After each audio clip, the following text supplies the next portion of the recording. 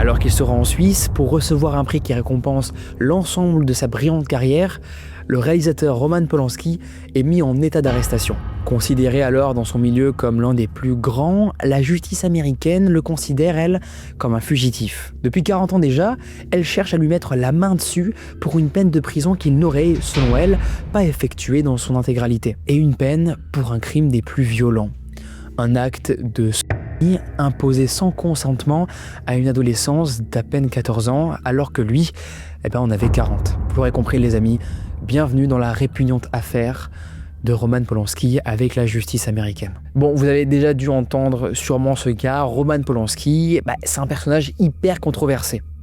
Et en faisant du coup nos recherches avec Julie, on s'est presque demandé si c'était pas un mauvais scénariste qui était à l'origine du récit de sa vie. D'ailleurs, récit qui est incroyablement horrible. Directement, je vous le dis directement, c'est horrible. Même si le gars, pendant plusieurs années, grâce à ses films, il va être adulé par tout le monde, par la foule entière. Progressivement, vous allez le découvrir, une sombre affaire, bien plus sombre que tous les scénarios, viendra entacher salement son nom.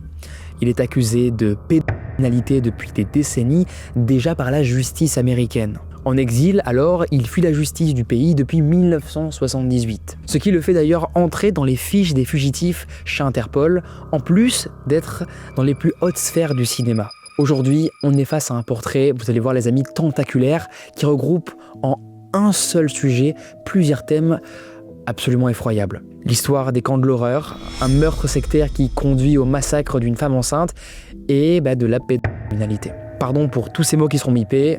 Merci d'avance Christelle pour biper tout ça. Rien qu'en faisant les recherches, ça fait vraiment froid dans le dos. Alors, est-ce que vous êtes prêts? On commence maintenant.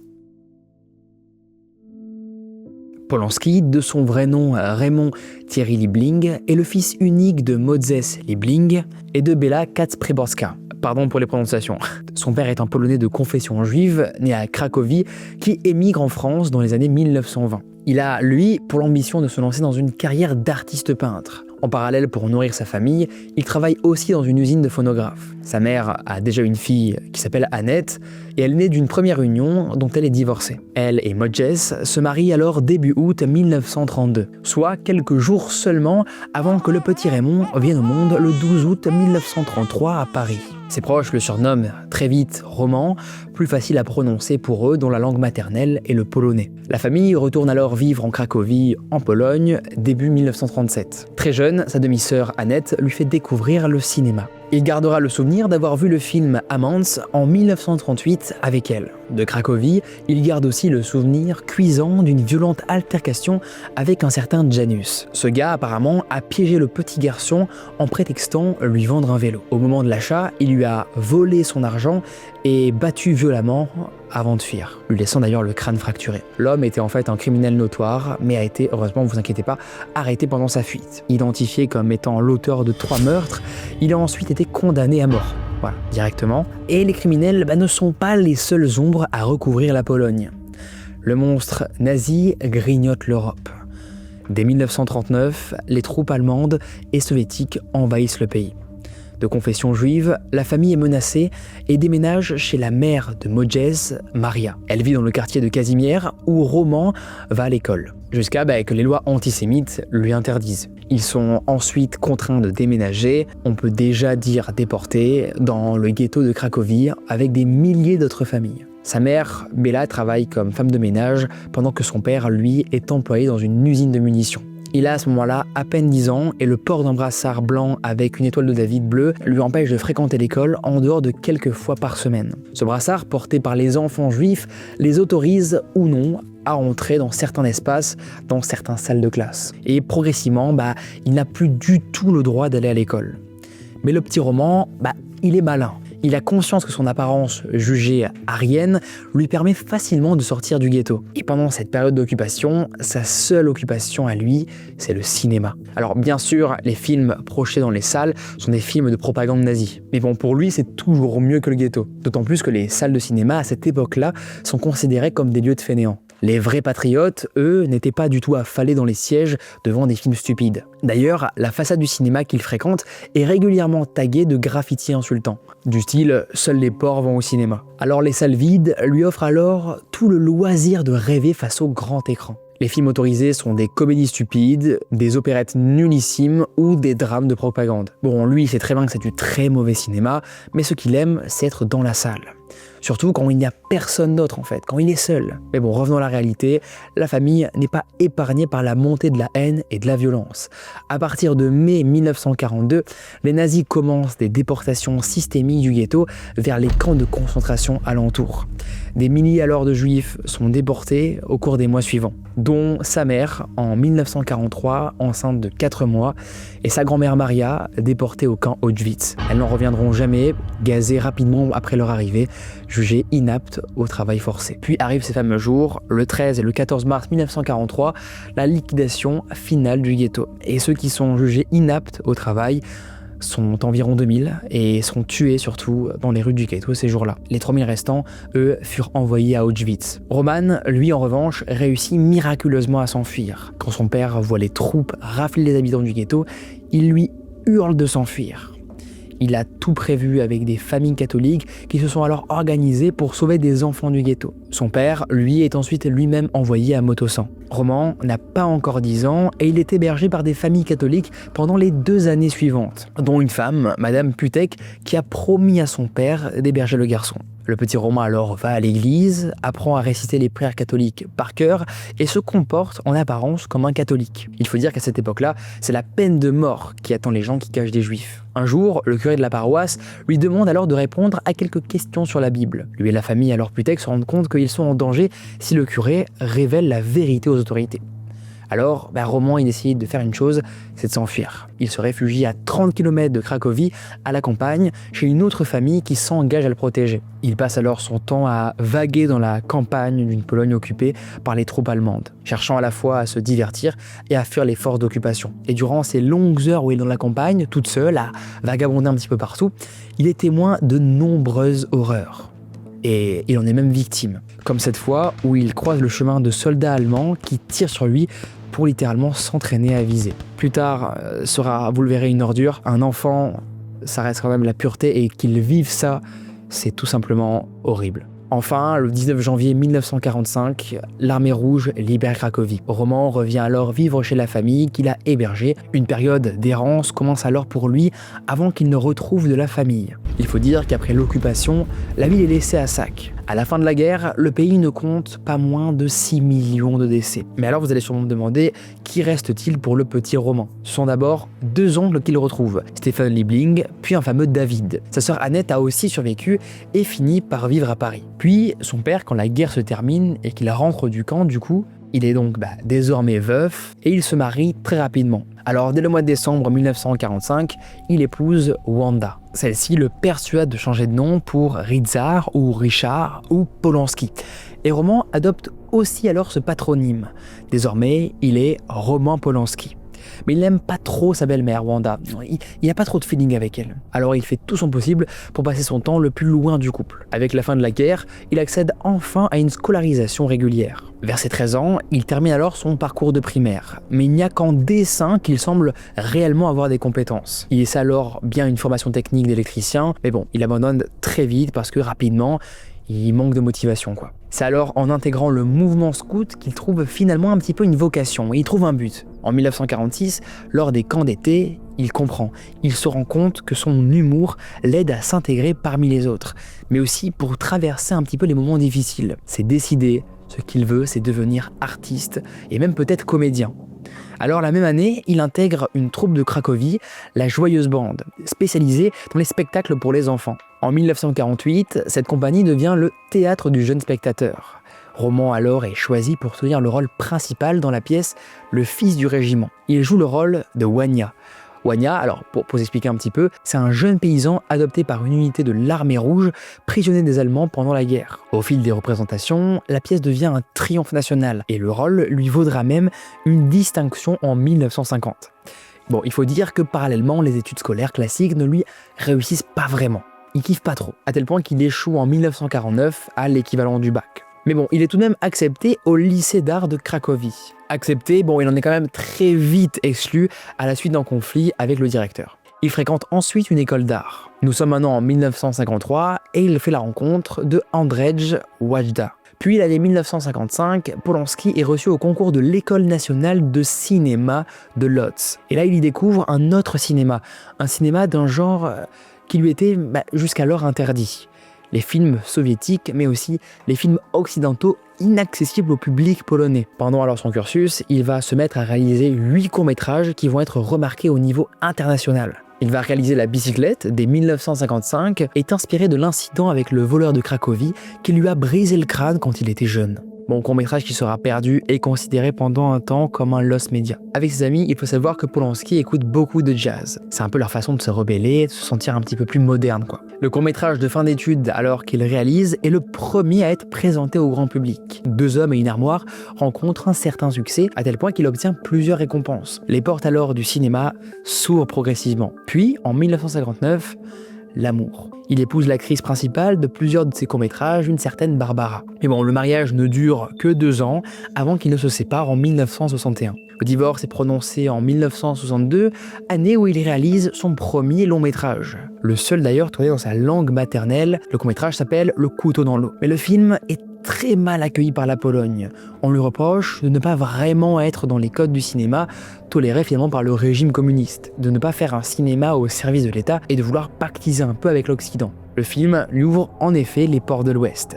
Après un succès international et un prix obtenu à la Mostra de Venise, Le couteau dans l'eau est projeté officiellement au Festival du film de New York. Il fait aussi la une du Time Magazine et reçoit une nomination carrément à l'Oscar du meilleur film étranger. C'est alors là, vous imaginez l'envol pour Polanski qui s'installe du coup à Paris. Il écrit à ce moment-là du coup plusieurs scénarios qu'il tente de vendre, mais bon, sans succès. Ça va durer durant une grosse période qu'il qualifie par la suite même de vache maigre. Il s'établit ensuite à Londres et c'est pour lui une des périodes les plus heureuses de sa vie. Il découvre et s'intègre facilement dans l'industrie du cinéma britannique, alors qu'il ne parle lui-même pas l'anglais. Il met finalement en scène son second long métrage qui s'appelle Répulsion. Alors Répulsion, vous allez me demander c'est quoi ? Je vous explique. Et bien en fait c'est un thriller psychologique qui porte sur la schizophrénie. Les critiques le désignent alors comme le digne héritier d'Hitchcock, carrément. Mais alors est-ce que Roman Polanski finira-t-il par être consacré monstre du cinéma ? C'est la question qu'on se pose. Et puis ne vous inquiétez pas, on va très vite y répondre. En 1964, il tourne alors une comédie noire et misanthrope, proche du théâtre de l'absurde, Cul-de-sac. Ces 2 œuvres lui permettent alors de remporter respectivement un ours d'argent et un ours d'or au Festival de Berlin, une récompense relativement renommée dans le milieu. Puis en 1967, vous allez en bouffer les gars des dates, son premier film en couleur est un cinémascope, une comédie horrifique qui s'appelle Le bal des vampires. Polanski joue un rôle aux côtés de la comédienne américaine Sharon Tate. C'est une des actrices les plus prometteuses d'Hollywood en cette fin des années 60. Sur le tournage alors du bal des vampires, elle et Roman sont devenus amants. Ils se marient alors très vite à Londres, le 20 janvier 1968, et donnent une réception qui met tout Londres en ébullition. De nombreuses stars sont invitées et se pointent dans des tenues toutes les plus fantaisistes les unes que les autres. Les médias aussi sont là. Tout le monde danse sur une musique psychédélique en tenue pop ou en robe victorienne. Bon, petite traduction, chez Polanski, c'est The Place to Be. Et à ce moment-là, Roman Polanski est repéré par le jeune producteur américain Robert Evans. Après un entretien, il lui confie la réalisation de son premier film hollywoodien, le thriller fantastique Rosemary Baby, produit pas moins que par le Paramount avec un budget de 2 millions de dollars. Voilà, pour vous dire un petit peu le gars. Est-ce le bonheur qui sourit enfin à Polanski, après l'horreur de son enfance ? Son mariage, une grosse production ? Le film est une adaptation d'un best-seller que Polanski trouve, comme il le dit, remarquablement construit. L'histoire est celle de Rosemary, une jeune femme victime d'une secte de sorciers adorateurs de Satan qui l'utilise pour enfanter l'antéchrist. Même si dans l'écriture du scénario, il laisse toujours un petit peu planer le doute que cela puisse être l'imagination délirante de Rosemary. Et sa sortie, pas étonnant en vrai, Rosemary Baby se hisse au sommet du box-office de 1968. Le film, dites-vous, a un tel retentissement qu'il marque tout simplement l'histoire du cinéma d'horreur. Il est un petit peu à l'origine, dites-vous, de la mode des thrillers sataniques de cette époque. Amateur d'horreur, vous-même vous savez. Dites-vous que c'est ce gars et ce film qui a ouvert la voie comme L'Exorciste ou encore La Malédiction. Le film est reconnu par la critique comme l'un des chefs-d'œuvre du cinéma fantastique. Une des actrices reçoit même un Oscar pour son interprétation. Polanski reçoit le David di Donatello de la meilleure réalisation étrangère, une prestigieuse récompense italienne. Au sommet de la gloire, il semble loin de s'arrêter et enchaîne alors avec le tournage d'un film au Royaume-Uni. On est alors à l'été 1969 quand il s'envole pour le tournage du film Un animal doué de raison, une adaptation d'un roman d'anticipation. En revanche, sa jeune et belle épouse Sharon Tate est restée chez eux. Le couple s'est installé en fait à Los Angeles après leur mariage. Il faut savoir qu'à ce moment-là, elle est enceinte de 8 mois et demi, autant dire quasiment à terme. Elle a dans son ventre le petit garçon qu'elle et Roman ont décidé d'appeler Paul Richard. Le 9 août 1969, pendant que Roman est à Londres, elle invite des amis à passer la soirée avec elle. La propriété à ce moment-là est gardée par un gardien, mais tous sont assassinés. Bon, en réalité, je vous ai menti, tous, pas vraiment. Le gardien n'est pas tué ce soir-là. Son corps, malheureusement, par contre, à elle, Sharon, est retrouvé poignardé 16 fois. Son sang est utilisé pour écrire le mot « pig » sur la porte d'entrée de la maison. Et donc, si Sharon Tate meurt ce soir-là, leur fils aussi donc va y passer.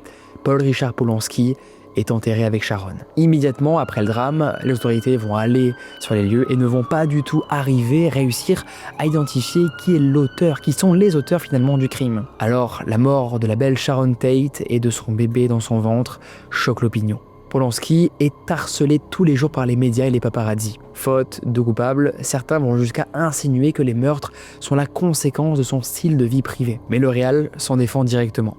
Il donne une conférence alors de presse où il dénonce les dérives des journaux et tente d'honorer la mémoire de sa femme.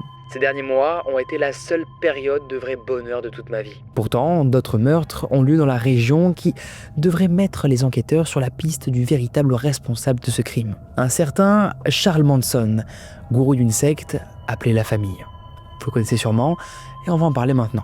Charles Miles Maddox naît le 12 novembre 1934 dans l'Ohio. Sa mère, Kathleen Maddox, est une jeune prostituée âgée de 16 ans qui souffre d'alcoolisme. Elle prétend que son père est un colonel, une personne importante. Mais lui ne l'a jamais connu. Juste avant sa naissance, Kathleen épouse William Eugene Manson, dont il porte du coup le nom. Mais après leur mariage, sa mère le laisse se débrouiller, le petit Charles. Elle disparaît régulièrement pendant quelques jours pour aller boire avec son frère. Même si le Charles, plus tard, deviendra une véritable ordure, on peut toujours avoir en vrai de l'empathie pour son âme d'enfant, qui en vrai a pas mal souffert et c'est juste terrible. Aucun enfant ne mérite en vrai d'avoir cette enfance. 3 ans après, le couple divorce. Alors qu'il n'a que 5 ans, en 1939, sa mère est condamnée à 5 ans de prison pour vol à main armée. Au même moment, en Pologne, le petit Roman vient juste de découvrir le cinéma avec sa sœur Annette, et les lois antisémites aussi des forces d'occupation. Mais qui aurait pu croire que le chemin de ces deux individus finirait un jour par se croiser? Pendant alors l'incarcération de sa mère,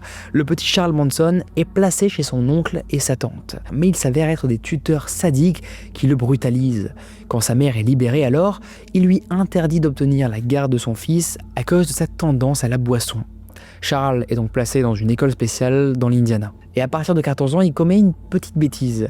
Un vol dans une épicerie, et ça va être le premier délit d'une longue série qui va monter en puissance. Il va enchaîner les incarcérations pour des vols, mais aussi des agressions sexuelles. À l'âge alors de 16 ans, Charles Manson est diagnostiqué agressivement antisocial. Et non, c'est pas lui qui s'est diagnostiqué de la sorte, c'est bien le corps médical. Ce qui ne présage, vous l'aurez deviné, absolument rien de bon. Bien sûr, son état psychiatrique est dû à un grand traumatisme pour lui.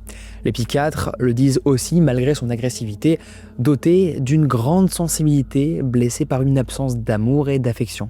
Il se marie alors civilement en 1955 avec Rosalie Jean Willis. Il a 20 ans et elle en a 17. Rapidement, en 1956, leur fils Charles Manson Jr. vient au monde. Mais Manson, devenu parent, n'a visiblement pas du tout retenu les leçons que lui a données sa propre mère. Il est à nouveau incarcéré pour vol de voiture et transféré dans un pénitencier de Californie. Et même si Rosalia tente de rester malgré tout ça, à ses côtés, elle finit très vite par s'éloigner et demander le divorce. Il est prononcé en 1958 d'ailleurs, alors qu'il est encore en tôle. Et quand il en sort, le gars, heureusement, se calme, prend un petit peu de recul, je vanne. Il réitère absolument tout. Il exerce l'honnête activité de proxénète en exploitant une fille mineure. Il tente aussi d'encaisser un chèque volé. Mais vous inquiétez pas, heureusement, il se fait choper et encore une fois incarcéré. C'est lors de cette incarnation qu'il se découvre une passion pour la musique et apprend la guitare et le chant. On est au début là des années 60. Polanski alors se marie avec sa première épouse et dans le monde entier, un groupe enflamme les radios. Vous les connaissez sûrement, ou peut-être pas, Johan, tout le monde les connaît, les Beatles. Le monde occidental entier adule ces 4 garçons dans le vent. Dehors, c'est la Beatles mania, et Manson n'y échappe pas de l'intérieur de sa cellule. Il développe une fascination pour le groupe et nourrit l'ambition d'une grande carrière musicale similaire. En 1967, alors, après quelques années à l'ombre, sa peine arrive à sa fin.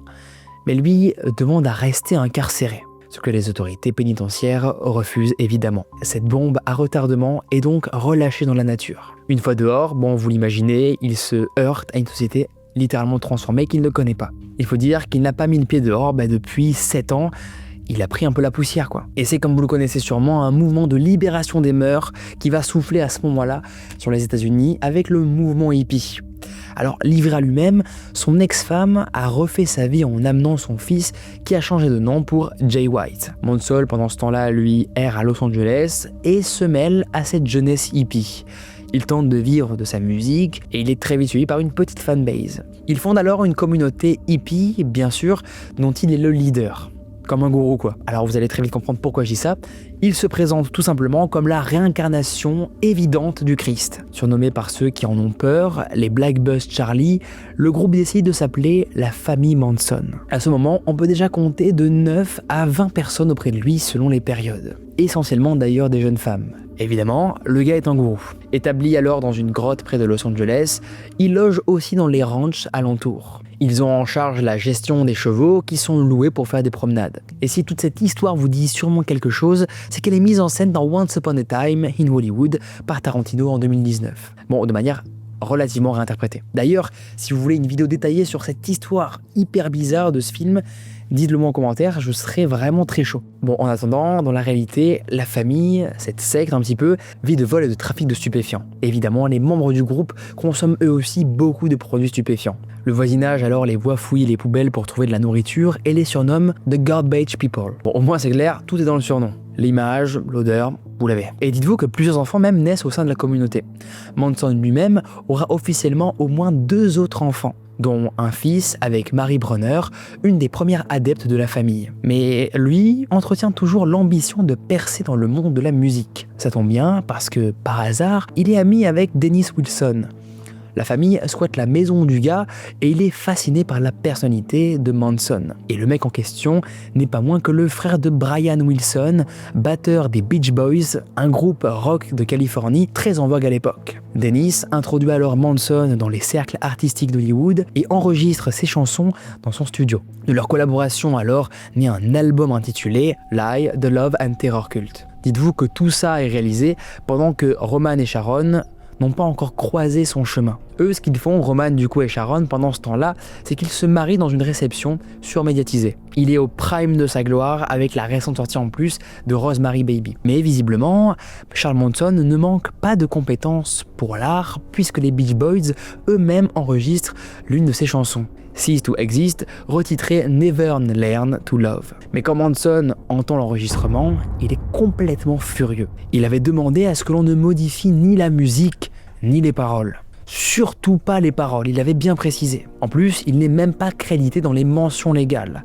Alors là, il déboule foudrage au studio et menace Dennis Wilson de mort. Les deux se battent très violemment et Dennis réussit à mettre l'autre à terre. Dennis Wilson se rend compte à ce moment-là de qui est Manson, un homme brutal et dangereux. Et la musique donc ne fait qu'alimenter le délire de Manson. Il associe alors des extraits de la Bible à des textes de l'album blanc des Beatles. Ouais, le mec a un sérieux problème. Dans la chanson Helter Skelter, particulièrement, il décèle une étrange prophétie. Une prophétie selon laquelle apparemment les Noirs allaient bientôt dominer les Blancs, puis se tourneraient vers lui, Charles Manson, pour diriger leur nouvelle nation. Le mec a un très gros problème. Et cet apocalypse commence bientôt, apparemment d'après lui, en 1969. Alors impatient, il veut précipiter l'avènement de son règne sur la nouvelle société. Le 29 juillet 1969, il demande alors un petit service à quelques-unes des membres de sa famille. Aller tout simplement commettre des assassinats dans Los Angeles, dans les quartiers chics surtout, dans le but de faire ensuite accuser la population afro-américaine. Lui évidemment ne se mouille pas du tout, il envoie les autres. Il reste alors à l'abri du ranch qu'il occupe et il continue son écoute des Beatles pour essayer d'y déceler des messages prophétiques dans son esprit complètement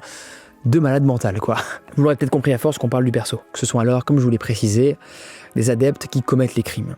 Dans l'attente de l'apothéose, la famille alors se cache au Barker Ranch, près de la vallée de la mort, une région particulièrement aride à la frontière de la Californie et du Nevada. Mais l'apocalypse n'est pas le seul sujet qui torture l'esprit de Charles Manson.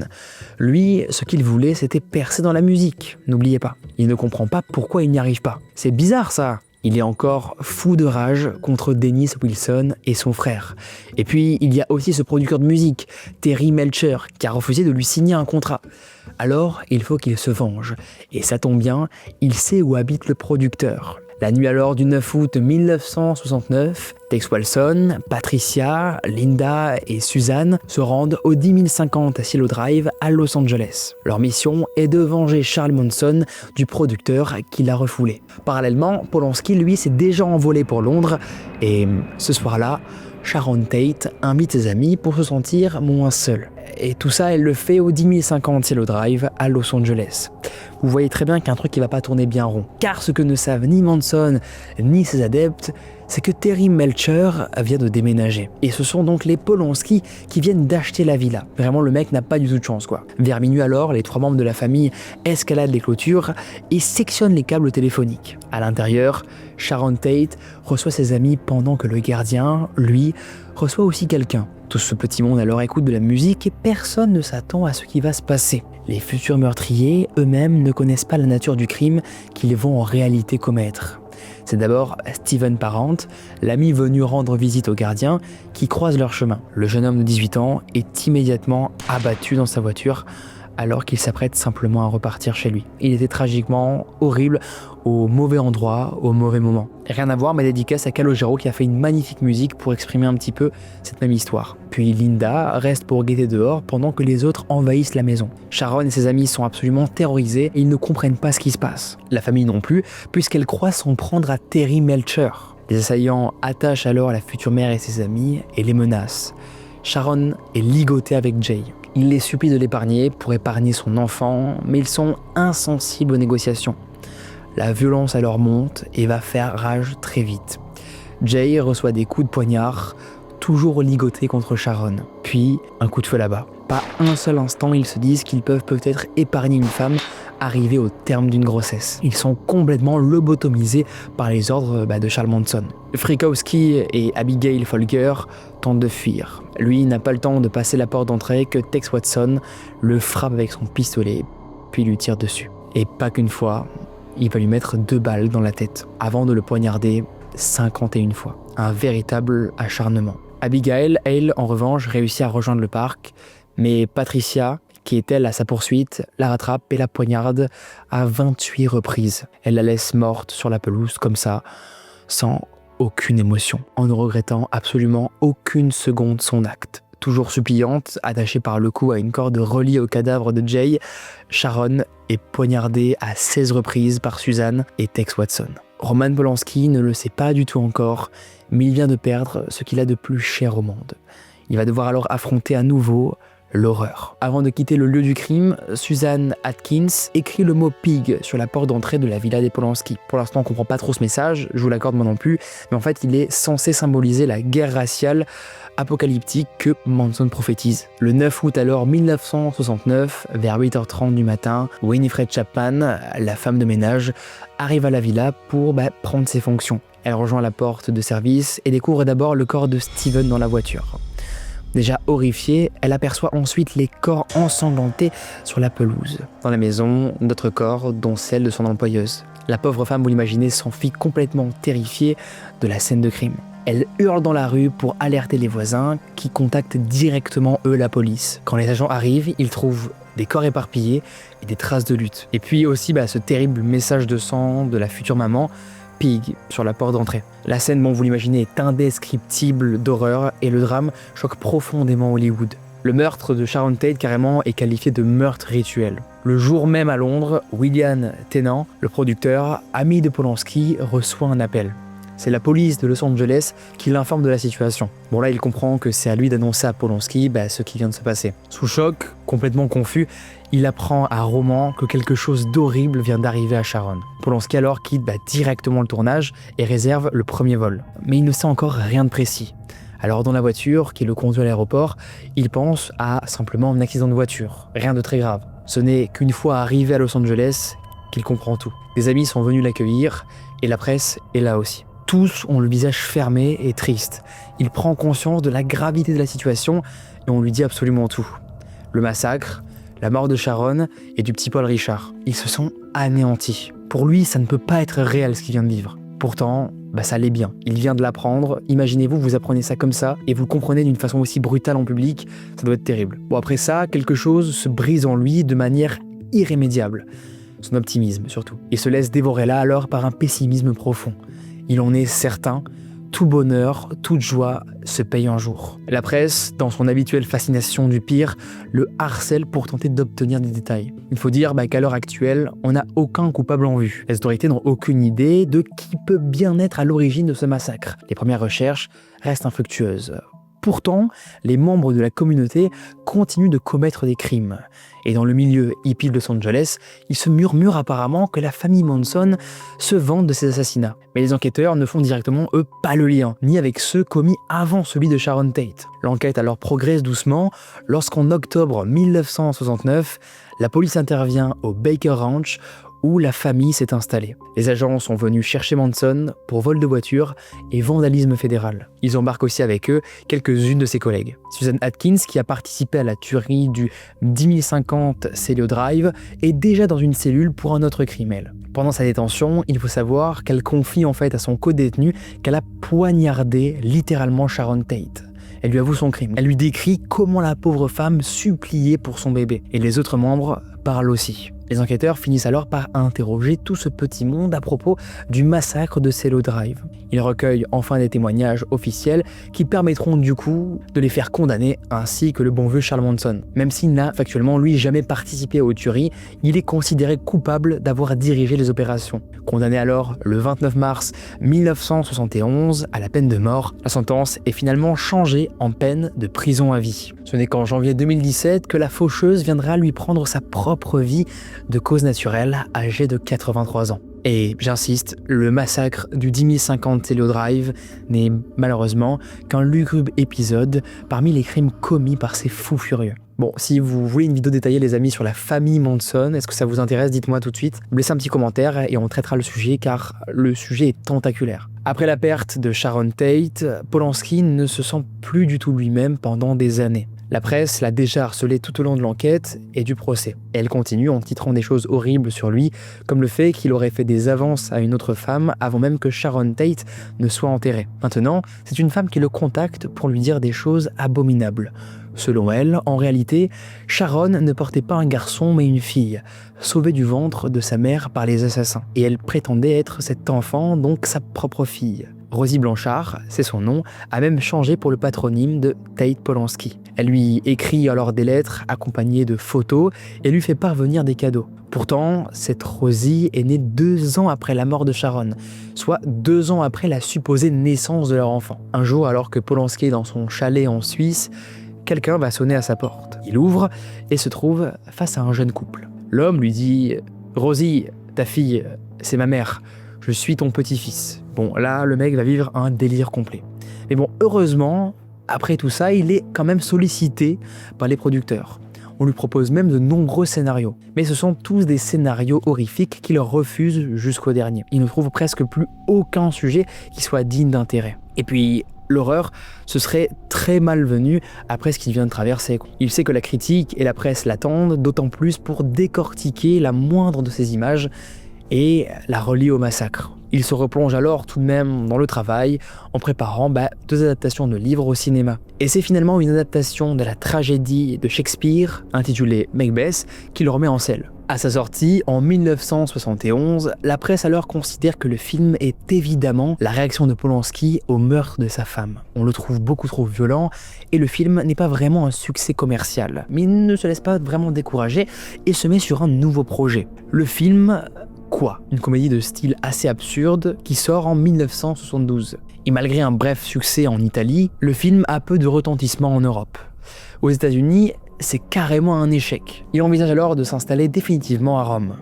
Mais Jack Nicholson et le producteur Robert Evans le persuadent alors de revenir aux États-Unis pour un nouveau projet, un film noir intitulé Chinatown. Et malgré un tournage prévu à Los Angeles qui lui rappelle le drame malheureusement de sa pauvre femme, Roman Polanski accepte. Certes, le scénario a besoin d'être retravaillé, ce qu'il fera durant 8 semaines. Mais il lui trouve un potentiel assez fascinant à ce scénario. Lors de sa sortie en 1974, Chinatown est un succès aussi bien auprès du public que de la critique. Il est récompensé par 4 Golden Globes et reçoit 11 nominations aux Oscars, dont un gagné pour le meilleur scénario original. Le film restera considéré comme l'un des meilleurs films réalisés par Roman Polanski et marque, lui aussi, l'histoire du cinéma. En 1974, aussi, Polanski revient à Paris pour un nouveau projet, Le Locataire, qui sortira du coup en 1976. Un film noir à la fantaisie presque délirante, mais très mal reçu à sa sortie et qui ne rencontre pas le succès escompté.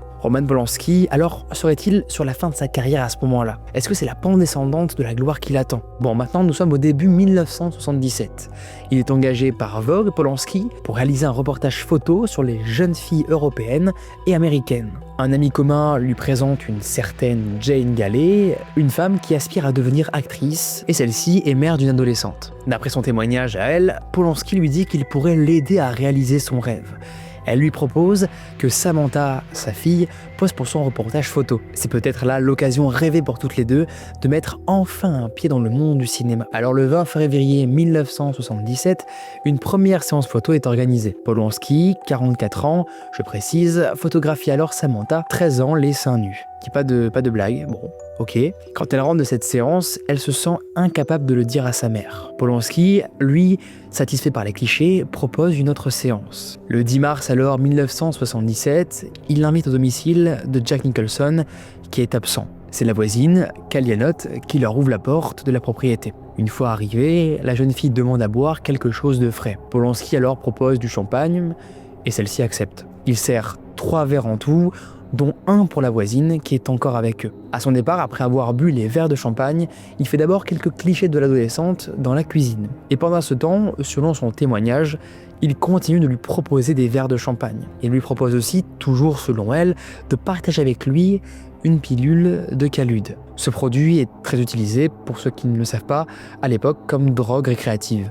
Évidemment, elle refuse une première fois, mais face à son insistance et enivrée par le champagne, elle accepte. Puis lui propose de prendre, on aurait pu s'en douter, d'autres photos à l'extérieur de la maison, cette fois-ci sous le patio. Là, il demande alors à Samantha d'appeler sa mère pour la prévenir que la séance va un petit peu tarder dans la soirée. Il lui propose donc de la ramener chez elle pour éviter à sa mère de se déplacer quand la séance sera terminée. Jane alors accepte et Polanski propose à Samantha de continuer la séance. Continue la séance dans un endroit assez spécial, dans le jacuzzi. Alors de sa propre initiative, elle enlève ses vêtements, à l'exception de ses sous-vêtements. Mais il insiste pour qu'elle quitte tout et ne garde que sa tenue d'Ève, ce qu'elle fait donc avant d'entrer dans le jacuzzi. Le réalisateur prend alors du coup plusieurs clichés, avant de se déshabiller à son tour et la rejoindre. Pour ne pas être prise au piège, elle prétexte alors une crise d'asthme et sort du jacuzzi. Mais Polanski n'abandonne pas. Il l'invite à aller se baigner dans la piscine. Et là, elle se montre hésitante, mais quand même accepte finalement de faire une brasse avant de sortir rapidement. Elle rejoint alors la salle de bain pour se sécher, et quand elle sort, elle témoigne que Polanski la conduit dans une chambre et lui demande de s'allonger sur un divan. La jeune Samantha, qui, je le rappelle, est âgée de 13 ans face à un homme de 44 ans, demande à rentrer chez elle. Là, il la rassure directement et lui dit qu'il veut pas trop tarder pour la raccompagner. Puis, il l'embrasse. Alors, elle affirme avoir essayé de refuser et de le repousser à plusieurs reprises, mais sans y parvenir. Lui va ignorer totalement ses protestations. Pour lui, c'est un adulte renommé mondialement, et elle, une enfant. Elle est étourdie par le champagne et le narcotique. Ce qu'elle éprouve, c'est de la peur et de la pression. Il continue alors et lui pratique ensuite un cunnilingus, avant de lui imposer un rapport, d'abord vaginal, et ensuite il va lui demander s'il peut avoir avec elle un rapport anal. Samantha témoigne s'être ressentie impuissante sans aucune autre possibilité que de le laisser faire. Elle se sent à ce moment-là comme loin d'elle-même, dissociée de la réalité, sous le choc psychologique. Il lui demande alors si elle éprouve du plaisir, et dans son autobiographie, en 2013, elle décrit « C'est le cap, et ça, c'est déjà assez horrible en soi. Mon esprit se débat, mais mon corps me trahit. Je rends les larmes, je m'envoie loin, très loin. Il ne veut pas me faire du mal, il veut simplement baiser. Et ce sera tout. Je ne suis pas vraiment une personne à ses yeux, pas plus qu'il n'est réel pour moi. » Plus tard, elle dira aussi qu'à ce moment, la compagne de Nicholson, Angelica Huston, est entrée dans la maison. Assez intriguée face à la porte fermée de la chambre, et aussi pas mal intriguée par ces bruits à l'intérieur, elle tambourine pour ouvrir. Samantha alors se sent soulagée à la fin de son calvaire. Mais Polanski la fait patienter. Il lui dit à travers la porte qu'il arrive et qu'ils viennent juste à l'instant en fait de sortir du jacuzzi et qu'ils sont en train de se sécher. Angelica Huston fait demi-tour et la pauvre Samantha reste entre les mains du juge Polanski. Il la contraint, pose ses mains sur ses épaules pour la rallonger sur le canapé et poursuit sa pénétration anale. Je ne sais plus quoi penser. Maintenant qu'il y a quelqu'un dans la maison, vais-je résister et essayer de me réfugier auprès de la femme qui a frappé à la porte? Hélas, je suis shooté. Je ne pense qu'à en finir et m'en aller. Romain n'est pas brutal et je n'ai même plus peur. Je ne me soucie plus de ce qu'il fait car je ferme les yeux. Je veux seulement rentrer chez moi. Une fois son sombre désir satisfait, Polanski donc là propose à Samantha de la raccompagner. En repartant, il croise Angelica Huston. Elle discute brièvement avec l'adolescente, mais elle dira ne pas l'avoir sentie apeurée ni même bouleversée. Et puis, après tout, elle n'a pas vu si elle était dans la chambre avec Polanski et n'a rien vu non plus de ce qui révèle d'un acte sexuel, encore moins d'une agression. Samantha, elle, dira surtout « J'étais heureuse de savoir que j'allais bientôt rentrer chez moi. J'étais épuisée, accablée et même si j'en avais pas vraiment conscience, assez shootée. J'étais consciente qu'il s'était passé quelque chose de grave, que je m'étais comportée comme une idiote, mais j'allais m'en remettre. » Pensais-je. Une fois rentrée chez elle, elle s'effondre en larmes, pleure à la fois de soulagement, mais aussi de colère. Puis, elle appelle son petit ami pour se confier sur ce qui vient de lui arriver. Sa sœur surprend alors la conversation et prévient immédiatement leur mère, Jane. Furieuse, elle appelle alors la police et dépose plainte le soir même contre Polanski. L'adolescente est interrogée et conduite alors à l'hôpital pour être examinée. Le lendemain, il est arrêté et inculpé, accusé par l'adolescente de l'avoir droguée et violée. On l'informe qu'une accusation de viol pèse sur lui. Mais bon, il ne comprend pas. Il ne fait pas du tout le lien avec le rapport qu'il a eu imposé à l'adolescente la veille. Sa version à lui, c'est celle d'une relation consentie. Après tout, il a senti une certaine tension érotique s'installer entre lui et Samantha. Oui, c'est sûr, il sait bien qu'elle n'avait pas d'expérience sexuelle et qu'elle était très timide. Et oui, elle a réagi quand il l'a pénétrée. Mais bon, le Polanski, il se défend. Quand il lui a demandé apparemment si ça lui plaisait, elle a répondu « ça peut aller ». Placé en détention provisoire, il est alors après ça libéré contre une caution de 2500 $. Et le gars se remet au boulot très vite sur l'adaptation de son prochain film. Mais la justice américaine retient tout de même 6 chefs d'accusation contre lui. Viol sur mineur, sodomie, fourniture d'une substance prohibée à une mineure, acte licencieux et débauche, relations sexuelles illicites et perversion. Rien que ça. Bon, à nouveau, la presse le harcèle et les paparazzi le poursuivent. Le Columbia Pictures, qui devait produire de base son prochain film, le lâche directement. En attendant le procès, il est libéré alors sous caution et rejoint Londres, puis Paris, en espérant échapper à la presse à scandale. Les juges, alors chargés du dossier, lui proposent un accord. La famille de Samantha ne souhaite pas comparaître lors d'un procès public. Elle estime qu'un tel procès risquerait de lui faire plus de mal qu'autre chose.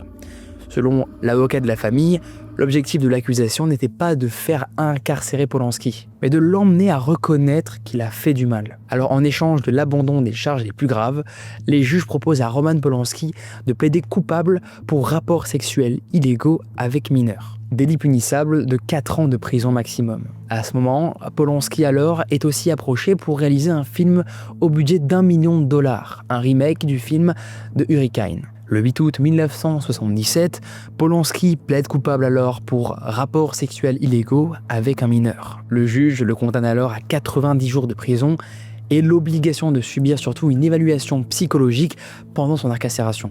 L'objectif est de diagnostiquer si l'homme a des penchants pervers pathologiques. Avant d'effectuer sa peine, le juge accorde cependant à Polanski un sursis. Polanski vadrouille donc pendant son sursis à Munich, puis à Bora Bora, pour effectuer du coup les repérages du tournage. Puis il retourne sur le sol nord-américain où il effectue sa peine en Californie à la prison de Chino. L'enquête psychiatre, exigée donc par la justice, rend au juge le résultat de son expertise. Polanski ne présente pas un profil de délinquant sexuel mentalement dérangé. D'une intelligence apparemment supérieure, il possède une bonne capacité de jugement et de fortes valeurs morales et éthiques. Les circonstances du rapport dont il est accusé étaient provocatrices, avec une certaine permissivité de la part de la mère. La victime, elle, n'était pas seulement physiquement mature, mais aussi désireuse. Bon, je vous laisse juger par vous-même la nature de ses propos. En attendant, comme l'expertise psychiatrique lui est vachement favorable, le juge Rittenband prévoit alors de classer l'affaire avec une mise à l'épreuve. Et pour sa bonne conduite, pendant son incarcération, Polanski est libéré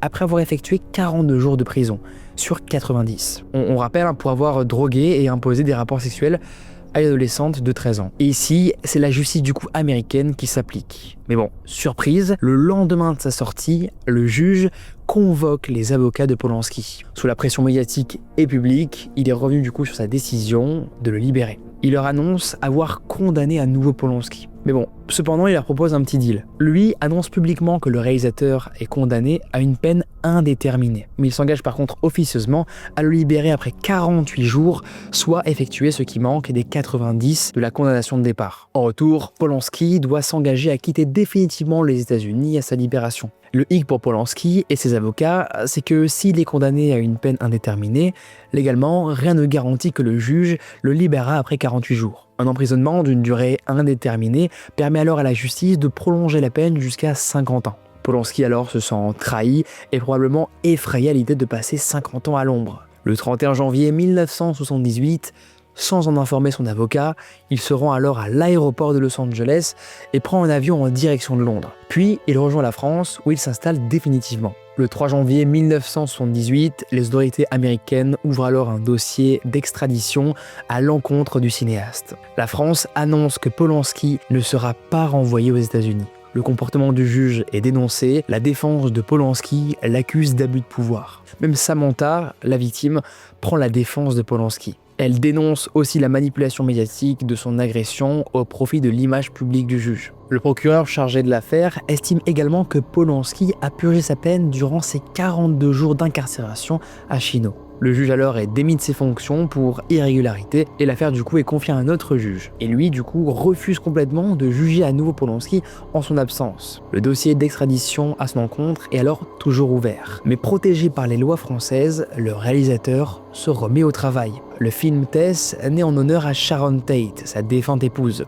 La post-prod de ce mélodrame est si catastrophique que Polanski envisage carrément de mettre un terme à sa carrière de réalisateur. Et puis, comment les critiques et le public vont-ils accueillir cette œuvre après les accusations à son encontre? Malgré les démêlés de son réalisateur avec la justice américaine, le film est un succès et permet quand même à Roman Polanski de remporter son César. Et il en remporte en fait pas qu'un seul, c'est 2 qu'il en remporte, le frérot. L'œuvre est aussi un succès outre-Atlantique et reçoit un Golden Globe et 3 Oscars sur 6 désignations. On est alors maintenant en 1979, 2 ans après l'agression de Samantha. Et visiblement, le nom de Roman Polanski pèse toujours dans le milieu cinématographique. La même année, il est invité et interrogé par Jean-Pierre Elkabbach à la télévision française. Le journaliste ne manque pas de lui rappeler les faits pour lesquels il est poursuivi par la justice américaine. Et lui répond du coup que c'est totalement inconscient de la part du juge de mettre quelqu'un comme lui en prison. C'est une proie parfaite avec un nom célèbre pour les gangs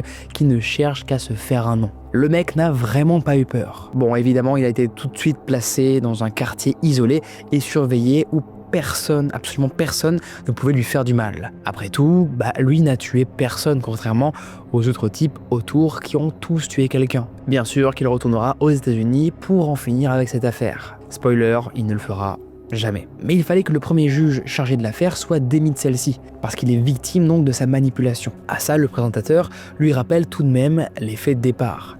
L'accusation de Samantha, une adolescente de 13 ans, à son encontre. Il lui demande alors s'il n'éprouve pas un peu d'attirance pour elle, et surtout pour les petites filles, et sous-entend du coup que ce serait le nœud du problème judiciaire et médiatique. Roman Polanski à ce moment-là ne nie pas, mais balance un peu son baratin. C'est pas ma préférence pour des jeunes filles. Jeune femme, ça sonne mieux français. Je l'ai jamais caché, j'étais toujours entouré de jeunes filles. Et puis bon, si avoir une relation avec une personne mineure, c'est être un criminel aux yeux de la loi, il faut admettre que de nombreux sont des criminels. Pour lui, il n'y a pas que lui qui a des rapports avec des mineurs. Et puis, d'après ce qu'il dit toujours, Samantha n'a pas eu que des rapports avec lui. Les personnes qui ont eu des rapports avec elle n'ont pas été poursuivies. Pour le moment, il faut savoir qu'il est libre de se rendre absolument où il veut. Enfin, du moins, tous les pays auxquels les États-Unis ne peuvent pas demander son extradition. Tous les pays où avoir une relation sexuelle avec une personne de 14 ans, n'est pas un crime. Et des pays comme ça existent. La justice américaine, elle, refuse toujours de clore l'affaire tant que le réalisateur ne revient pas sur le sol américain pour se présenter devant une cour. Et elle va désormais tenter de mettre la main sur Polanski à de nombreuses reprises lors de ses déplacements. Oui, on parle toujours de savoir si oui ou non les 42 jours effectués sur les 90 initialement prévus constituent une peine complète. Quand ils seront alors dans les pays avec lesquels ils ont des accords d'extradition, les États-Unis sautent sur l'occasion de faire une demande. Mais bon, toutes sont refusées. En parallèle, sa carrière est loin de l'enfer juridique qu'il traverse.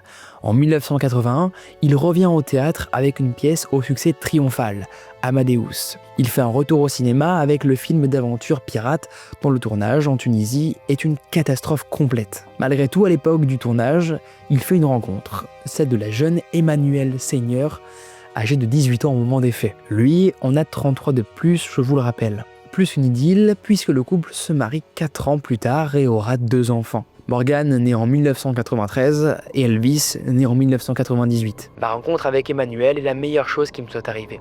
C'est quelqu'un avec qui je peux continuer de vivre, et le temps que nous avons passé ensemble prouve que je ne me suis pas trompé. Il faut dire qu'à cette époque, pas grand chose ne sourit en vrai à Polanski. Présenté hors compétition au Festival de Cannes en 1986, Pirate est un désastre critique et surtout commercial. Puis la Warner Bros. Lui fait une offre en lui laissant libre cours pour le scénario. Mais à sa sortie en 1988, le thriller Frantic ne rencontre pas un franc succès. En 1988 aussi, il fait paraître une autobiographie où il revient sur les événements avec Samantha. À sa lecture, elle juge que le cinéaste atténue vraiment les faits et omet notamment de dire qu'il l'avait drogué quand même. Elle dépose alors donc une procédure civile. Le procès, c'était une manière de lui dire tais-toi. Voix radio du coup de Samantha. Elle estime que Polanski n'a pas encore reconnu tout le mal qu'il lui a fait et être en droit de dédommagement personnel. Bon, certes, le premier juge s'est servi de son agression quand même pour se mettre sous le feu des projecteurs, mais la victime, c'est elle. Et elle demande réparation pour le préjudice moral. En 1991, alors qu'il préside le 44e Festival de Cannes, Polanski provoque une nouvelle controverse. On lui reproche d'exclure les autres membres du jury et même d'avoir enivré certaines pour influencer leurs décisions, notamment sur l'attribution de la Palme d'Or. Résultat, Barton Fink, des frères Cohen, devient le film le plus primé de l'histoire du festival au détriment d'autres œuvres. Le cas ne s'était jamais, dites-vous, produit auparavant. Le jury et la critique estiment le nombre de récompenses destinées à Barton Fink déraisonnable. La direction du festival est alors obligée de prendre des mesures pour éviter qu'un film ne puisse cumuler toutes les récompenses. Mais alors, va-t-il se mettre à dos le monde du cinéma en plus de ses ennuis judiciaires, le Polanski ? Pour l'heure, il éprouve l'envie de changer radicalement de ses sujets de prédilection dans son prochain film. Lune de Fiel est un mélodrame dans lequel il fait jouer sa jeune épouse, Emmanuelle. Le film sort en salle en 1992, mais pour la 3e fois consécutive, le réalisateur s'en sort sans grand succès. En 1993, c'est le procès alors civil avec Samantha, devenue épouse gamer, qu'il menace. Pour tenter d'y échapper, Roman Polanski s'engage à verser une indemnité de plusieurs milliers de dollars. Selon les sources, de 225 000 à 600 000 dollars. Elle s'engage donc à ne pas exploiter commercialement cette histoire. Mais bon, là on ne connaît pas réellement les termes précis de l'accord et le montant du versement. On ne sait même pas s'il a fini par verser l'intégralité de ce qu'il s'est engagé à lui verser. Il lui aurait aussi envoyé une lettre d'excuse. J'aimerais que vous sachiez à quel point je suis désolé d'avoir tant bouleversé votre vie. Puis en 1994, il réalise La jeune fille et la mort. Un succès critique, mais un véritable échec commercial encore une fois. Toujours alors en 1994, il fait un nouveau scandale en tant que président du jury d'un festival, la Mostra di Venise. Le prix de la meilleure actrice est attribué à Victoire Tivisol, une fillette de 5 ans. Ce qui déclenche la polémique, même si le jury, pourtant, lui a donné ce titre. Serait-ce alors les démons pédocriminels qui planent sur Polanski que l'on commence alors un petit peu à soupçonner ? Est-ce le temps pour lui de s'éloigner un petit peu du milieu du cinéma ? C'est au théâtre qu'il se dédie du coup en 1997 et à la comédie musicale. Notamment avec la création d'une comédie dont il ne cessera de donner des représentations, Le Bal des Vampires. En 97, c'est aussi l'année où Samantha fait une déclaration publique dans laquelle elle dit lui avoir pardonné. Elle demande aussi à la justice américaine d'arrêter les poursuites en pénal qui courent toujours comme lui. Selon elle, toute cette affaire lui nuit aussi avec une médiatisation à outrance qu'elle ne souhaite pas subir. Elle parle d'une véritable traque par la presse qui la traumatise autant, si ce n'est plus, que l'agression en elle-même. Elle retire alors officiellement sa plainte. Si je devais choisir entre le viol et revivre ce qu'il s'est passé après, je choisirais le viol. Elle ne revient alors pas sur ses accusations d'agression. Mais elle souhaite que la tourmente médiatique et judiciaire cesse. En 1998, il revient alors au cinéma avec La 9e porte, qui remporte à ça un succès critique et commercial modéré. La gloire commence alors à s'éloigner, jusqu'à ce qu'il lise les mémoires d'un Polonais rescapé des camps de la mort pendant la Seconde Guerre mondiale. Même si Spielberg a déjà proposé d'adapter la liste de Schindler au début des années 1990, il n'a jamais réellement voulu traiter du sujet de la Shoah. Mais le moment pour lui est venu.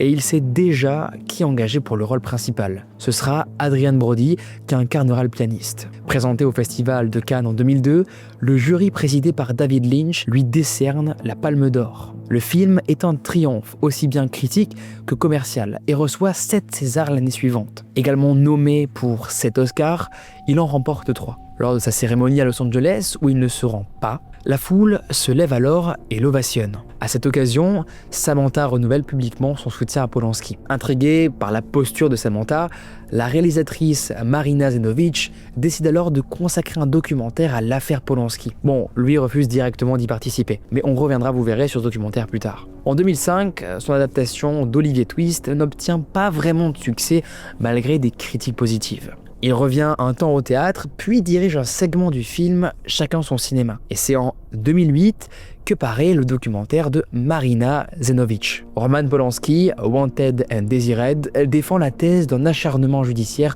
et médiatique. On y retrouve les témoignages de l'avocat de Polanski et du procureur qui soutiennent que Polanski a purgé sa peine avec les 42 jours d'incarcération. Il dénonce les agissements du juge Rhiannon Bend et l'accuse d'avoir abusé de son autorité. Également interrogée, Samantha déclare ceci. Le juge aimait la publicité. Il n'avait rien à faire de ce qui pouvait m'arriver, ni à moi, ni à Polanski. Suite alors à la sortie du documentaire, les avocats de Polanski demandent à la justice américaine d'abandonner les poursuites pénales contre leurs clients. Ils n'hésitent pas à mettre en avant donc le documentaire de Marina Zenovich pour dénoncer un ensemble de mauvais comportements qui ont conduit à bafouer les droits de leurs clients. En 2009, Polanski alors entreprend l'adaptation de L'Homme de l'Ombre et au début de cette même année, dites-vous, Samantha dépose une requête devant la justice de Los Angeles pour que les poursuites contre Polanski soient abandonnées. Elle confie qu'elle correspond de temps en temps par mail avec lui depuis 2009. L'opinion publique, elle, ne comprend pas comment elle peut lui pardonner de l'avoir agressé. Je ne souffre pas du syndrome de Stockholm, je lui ai pardonné pour moi, pas pour lui. Tout le monde veut me voir traumatisé, brisé, mais c'était il y a 36 ans maintenant. Ça va, merci. Et tant pis si je ne suis pas la victime idéale, celle que veulent voir les médias ou le procureur. Selon elle, l'insistance avec laquelle la justice exige le retour du cinéaste aux États-Unis est une blague cruelle dont elle fait les frais. Mais la justice, elle, attend toujours que Polanski se présente, sans quoi elle refuse d'abandonner les charges. Et comme Polanski, lui, refuse toujours de mettre les pieds aux États-Unis, le juge ne clôt pas l'affaire, malgré les demandes des avocats qui lui demandent d'examiner les vices de procédure et les atteintes aux droits constitutionnels de leurs clients. La tension est à son comble alors quand le 27 septembre 2009, Roman Polanski est arrêté par la police à Zurich. Il se rendait en Suisse au festival du film de Zurich pour y recevoir un prix récompensant l'ensemble de sa carrière. À la suite alors de cette arrestation, il reçoit rapidement le soutien d'une centaine de personnalités politiques et artistiques, particulièrement en France et en Pologne. Une pétition, signée alors par de grands noms du cinéma international, réclame sa libération immédiate. La plupart des grands journaux américains, eux, approuvent cette arrestation et s'étonnent du soutien manifesté au réalisateur. Soutien qui est aussi loin de faire l'unanimité pour l'opinion et la presse française. Pendant alors qu'il entreprend la défense pour empêcher son extradition, il effectue 2 mois en prison en Suisse. Nous sommes maintenant en novembre 2009 et la justice suisse accepte la libération conditionnelle contre une caution, attention, d'environ 3 millions d'euros et une assignation à résidence avec port d'un bracelet électronique. Et pile à ce moment-là, retournement de situation, une autre femme porte plainte contre lui. C'est Charlotte Lewis, une actrice britannique dont on reparlera, vous le verrez, qui dévoile que Polanski l'aurait agressée en 1983 de la pire façon qui soit lorsqu'elle avait 16 ans. Mais la crédibilité de l'actrice est mise en question par la presse qui lui connaît un sombre passé de prostituée en Tunisie, où elle aurait rencontré Roman Polanski avant d'obtenir un petit rôle dans son film Pirate. Pendant qu'il effectue alors sa peine dans son chalet en Suisse, il supervise de loin la post-production de son adaptation de L'Homme de l'Ombre. Le film Ghostwriter est projeté pour la première fois au 60e Festival du film de Berlin. Polanski se voit alors décerner l'Ours d'argent de la meilleure mise en scène.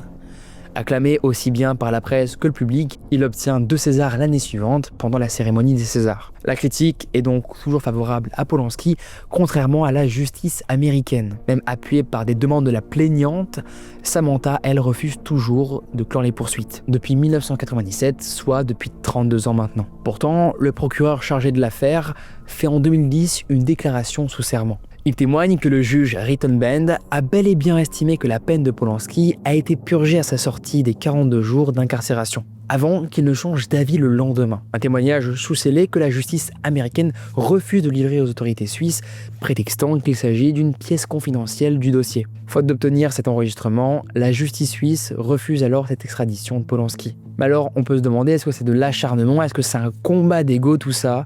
Sincèrement, je ne sais même plus à partir de là quoi en penser cette histoire. Toujours est-il que le vieux Polanski continue sa carrière. On est maintenant en 2011 où il présente le film Carnage qui reçoit un accueil favorable de la presse et du public et remporte un César. La même année, la demande de Samantha d'abandonner les poursuites contre Polanski est rejetée. Le procureur estime qu'elle n'a aucune légitimité pour dicter le cours d'une affaire criminelle. En résumé, c'est son boulot de savoir si Polanski est coupable de ne pas avoir purgé sa peine ou non, pas elle. Libéré alors par la justice suisse, le réalisateur, lui, peut de nouveau circuler librement. Par contre, dans 3 pays seulement, à savoir la France, la Pologne et la Suisse. Bon, malgré tout, une notice rouge est toujours émise à son encontre par Interpol. Il est donc toujours considéré comme fugitif. Bon, qu'importe, en 2013, il est déjà sur son prochain film, La Vénus à la fourrure. Film qui lui vaut son 4e César lors de sa présentation au Festival de Cannes. Durant la promotion du film, il dévoile son prochain projet, une adaptation d'un roman à propos de l'affaire Dreyfus. Puis en 2014, alors qu'il est en Pologne, il échappe à nouveau à une demande d'extradition que le tribunal de Cracovie en Pologne refuse aux États-Unis. Polanski est simplement entendu par un juge polonais et il est laissé en liberté. Mais les temps changent et l'opinion publique est de plus en plus divisée à son sujet. D'autant que l'affaire dure de manière interminable avec ses nombreux rebondissements qui ne cessent de le mettre sur le devant de la scène. En juillet, du coup, il reçoit une invitation du festival de Locarno pour y recevoir un prix et donner une conférence sur le cinéma. Mais il refuse. Les réseaux sociaux se font de plus en plus hostiles à son égard et il a peur en fait que la hargne monte contre lui. Et la justice américaine ne cesse ce qu'il considère être du harcèlement. Le 7 janvier 2015, une nouvelle demande d'extradition à l'encontre du réalisateur est déposée auprès des autorités polonaises. À nouveau convoqué alors pour être entendu, il se rend à l'audience du tribunal de Cracovie où il témoigne à huis clos pendant 9 heures. Mais il est ensuite libéré sans aucune mesure spécifique. Le tribunal de Cracovie se prononce contre son extradition, convaincu par la défense que la demande n'est pas du tout fondée. D'autant plus que la justice américaine, qui fait à chaque fois appel des décisions, ne veut toujours pas fournir le témoignage du procureur en faveur de Polanski. Mais alors, est-ce définitivement là la fin de toute cette affaire ? Polanski pourra-t-il terminer sa carrière et sa vie loin de tous ses déboires ? En 2017, gros coup de théâtre. Il annonce vouloir retourner aux États-Unis pour clore l'affaire, à condition d'avoir la garantie qu'il ne sera pas incarcéré. Samantha, elle, demande à nouveau l'arrêt des poursuites judiciaires et médiatiques dans cette affaire. Elle se dit fatiguée de cette affaire qui continue depuis 40 ans et écrit au juge. Les cas impliquant des célébrités ne devraient pas être utilisés à mauvais escient par ceux comme vous qui cherchent la célébrité et des promotions pour leur carrière. Vous et ceux avant vous ne m'avez jamais protégé, vous m'avez traité avec mépris, utilisant un crime commis contre moi pour faire avancer votre carrière. Pourtant, le juge Gordon refuse à nouveau de mettre un terme aux poursuites contre Polanski, lui qui a maintenant 80 ans. En janvier 2017, l'Académie française des arts et techniques du cinéma le nomme alors président de la prochaine cérémonie des Césars. Comme quoi, il n'a pas perdu finalement toute la reconnaissance de son milieu. Mais bon, face à des manifestations d'associations féministes contre sa décision, il décline l'invitation. Une pétition circule même en faveur de sa destitution et d'un boycott de l'événement. Samantha continue pourtant de le défendre bec et ongle. Elle accuse ces associations féministes d'utiliser son nom et son histoire sans son consentement pour servir leur propre intérêt. C'est en 2018 qu'éclate alors le mouvement MeToo, avec l'affaire Weinstein. L'Académie des Oscars établit de nouvelles normes à respecter concernant les nominés et Polanski est donc exclu, même si il fera tout pour la réintégrer. Il qualifie lui-même le mouvement MeToo d'hystérie collective et d'hypocrisie. Alors, selon son avocat, cette décision relève du harcèlement et s'apparente même à de la maltraitance psychique à l'encontre d'une personne âgée. Rien que ça. Après tout, Polanski n'a eu qu'un seul incident de ce genre dans sa vie pour lequel il a été reconnu coupable. Mais alors on peut se demander maintenant une question, si la victime lui a pardonné, pourquoi les autres ne lâchent pas l'affaire? Son film suivant, D'après une histoire vraie, oui, c'est littéralement le titre du film, reçoit des critiques plutôt négatives et le succès n'est pas du tout au rendez-vous. Notamment quand la Cinémathèque française prévoit une rétrospective intégrale de ses films, elle demande son annulation. Le jour de l'ouverture de la rétrospective en présence de Roman Polanski, quelques dizaines de personnes manifestent devant la Cinémathèque. À l'intérieur, alors qu'il présente son film, il parle de ces manifestants comme des zinzins apparemment qui veulent détruire son œuvre. Ce n'est que fin 2018, 7 ans après le début du projet, qu'il commence le tournage alors de son film sur l'affaire Dreyfus. J'accuse est, selon lui, l'histoire d'un homme injustement accusé, tout comme lui avec la justice américaine. Le film est accueilli chaleureusement par la critique malgré quelques réserves et remporte plusieurs prix dont 2 Césars. Mais ces récompenses font toujours polémique et certaines parfois très médiatisées, comme lors de la 45e cérémonie des Césars en 2020. À l'occasion alors de cette cérémonie, le cinéma se montre plus divisé que jamais, et l'opinion publique aussi. J'accuse de Polanski reçoit 12 nominations, nominée lors de cette compétition pour le César de la meilleure actrice dans le film Portrait de la jeune fille en feu, l'actrice Adèle Haenel. Connue aussi pour ses prises de parole militantes pour dénoncer les violences faites aux femmes. Elle figure parmi celles qui affirment être victime de Harvey Weinstein, le célèbre producteur. Depuis alors plusieurs mois déjà, elle dénonce publiquement le cas de Polanski, notamment dans un entretien avec Mediapart où elle apporte son soutien à une certaine Valentine Monnier dont on reparlera, vous verrez, un peu plus tard. Mais pour situer le contexte, en 2019, soit l'année précédant cette cérémonie, Valentine a accusé publiquement Roman Polanski d'avoir abusé d'elle. 4 jours avant la cérémonie, elle renouvelle ses prises de position dans le New York Times. Pour elle, si le jury décide de distinguer Polanski, ce serait comme cracher au visage de toutes les victimes. De leur côté, les associations féministes appellent à manifester devant les lieux de la cérémonie le soir même. Alors, face à la pression, Roman Polanski et son équipe annoncent qu'ils n'assisteront pas à la cérémonie. Lors de la cérémonie, le César de la meilleure réalisation revient finalement au réalisateur absent. Adèle Haenel offre alors une scène anthologique. Furieuse, elle se lève et quitte la salle en criant « C'est la honte, vive la pédophilie, bravo la pédophilie ». À son départ, notre professionnel du cinéma lui emboîte le pas pour montrer leur réprobation. Le lendemain, elle déclare publiquement d'ailleurs ceci. « Il voulait séparer l'homme de l'artiste, il sépare aujourd'hui les artistes du monde ». Bon, aujourd'hui, Polanski a environ 91 ans et vit toujours en France. Et personnellement, j'ai toujours trouvé que la vie de ce mec paraissait trop incroyablement horrible, attention, pour être vrai en vrai. Et pourtant... Je ne sais pas les amis ce que vous en pensez, n'hésitez pas à me laisser un commentaire pour me laisser votre avis sur cette énorme affaire qui aura duré je pense plus de 50 minutes. Je serais curieux vraiment de savoir ce que vous en pensez, qu'on en discute, qu'on débatte un petit peu en commentaire. N'hésitez pas les amis à me dire dans les commentaires si ce genre de format enquête qui n'a pas tellement de rapport avec le paranormal vous plaît tout autant. Alors est-ce que le terme plaire est bon? Je sais pas vraiment sur ce genre d'histoire absolument immonde. Plein d'autres accusations ont été portées contre Polanski, mais bon je vais pas toutes les citer parce qu'elles sont juste nombreuses. Merci beaucoup les amis d'avoir suivi cette vidéo. On se retrouve très prochainement pour de nouvelles enquêtes ensemble. C'était Léo et je vous dis à très vite et essayez de passer une bonne nuit après cette histoire.